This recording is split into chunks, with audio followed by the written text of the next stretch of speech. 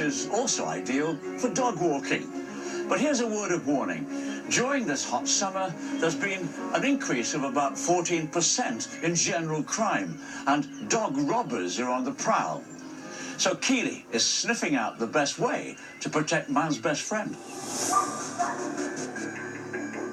Every 5 hours, a dog is stolen in the UK, and the fallout from these crimes can be truly horrifying.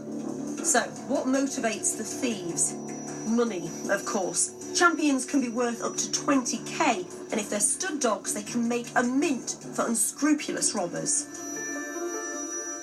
But even dogs like Snuggles here are at risk. Now, she might only be a champ to her owner, but that didn't stop thieves stealing her from her own home, leaving her owner and her best pal Jumanji broken-hearted. And I'm meeting owner Michelle to hear her harrowing story. So what happened? I came home about 8 o'clock and found my front door open. I started to panic, so I'm like, why is my door open? That means I go in, calling the dogs, no response. I just went in hysterics. I called the police. I ran around the whole neighborhood shouting just to see if they were there. Michelle eventually tracked down one dog, Jumanji, but 3-year-old pug Snuggles was nowhere to be found. How did it feel when you realised that she'd gone? It's like my child had gone. Somebody come in and literally stole one of my kids. That's how bad I felt. And what was it like without her? I would wake up 2-3 o'clock every morning, walking around calling her name. It was heart-wrenching. So what action did you take to find her? We did flyers, posters all over the place every single day. I've contacted every single radio station, even my MP. This was a full-time job for you, It was. It literally was. Michelle was also helped in her search for Snuggles by Doglost. It's one of the many UK charities dedicated to tracking down stolen animals. Volunteer Wayne May has reunited more than 200 owners and pets, and he's got more reason than most to understand what Michelle was going through. I've been a victim of dog theft myself. My own dogs were stolen, and we was broken into early in the evening, and I actually caught them breaking into my kennels, but they had already got away with 5 dogs at the time. As I intervened, they actually ran me over. And that spurred you on to help other people? Yeah, I won't never let them get away with it again. It's just nice to put something back to help someone else. So what happened to Snuggles once Michelle reported her missing? I was passed the case to look into it further, to start trawling social media, like see if there was a match. Anyone initially trying to rehome Snuggles or sell her, this went on for several months. So what should someone do if they've lost their dog then? Obviously, get your dog out there, get the posters out there, make people aware that your dog is missing. Social media, put alerts out that your dog's stolen. How long does it normally take to find a dog then? We've had them where we've returned them in less than a few days. Our average is about 9 to 10 months, but we have still got cases that are live now, 4 to 5 years. And is there still hope for those that have been missing for years? The only hope I can ever offer owners is that if the case is referred to me, is I'll never give up looking for their dog, ever. Last year, police received a staggering 2,000 reports of dog theft, the highest number ever. It's a worrying sign. To get a sense of what's behind it, I'm meeting the UK's first pet detective, ex-copper Colin Butcher. Are there any particular dogs that are more prone to be stolen than others? Popularity is driven by what the demand is, and that's often by what people see on television or on social media. So the Dachshund at the moment, very, very popular. In consequence, demand for that dog increases. So like designer or trendy breeds, things that are in vogue, if you like? Yes. A lot of the registered breeders will have a waiting list for their puppies.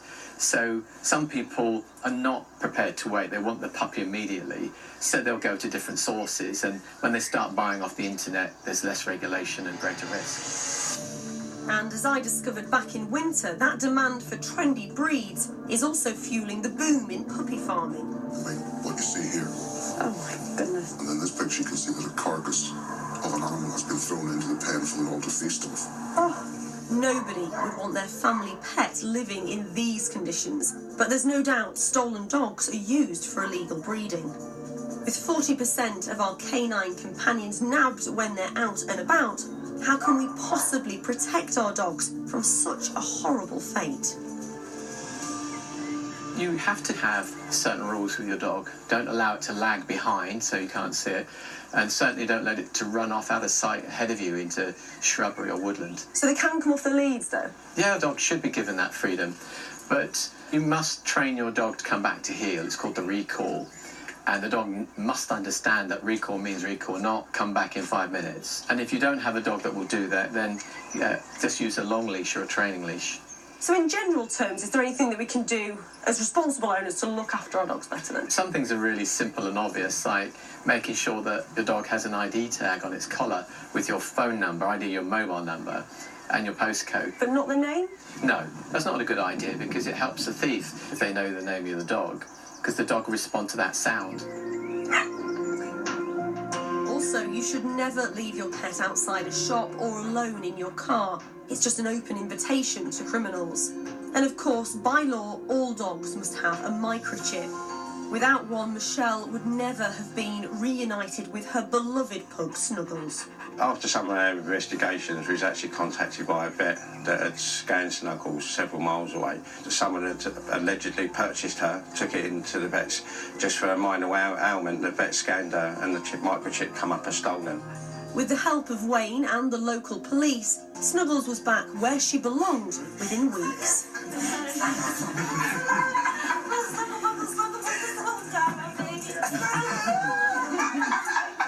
Getting her back was one of the best days of my life. It really was. I started to cry. I was shouting.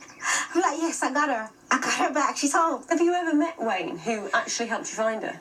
No, and I think it would be the best thing in the world to meet him, because even though I've spoken to him a lot on the phone, we've never met in person. Well, all that's about to change.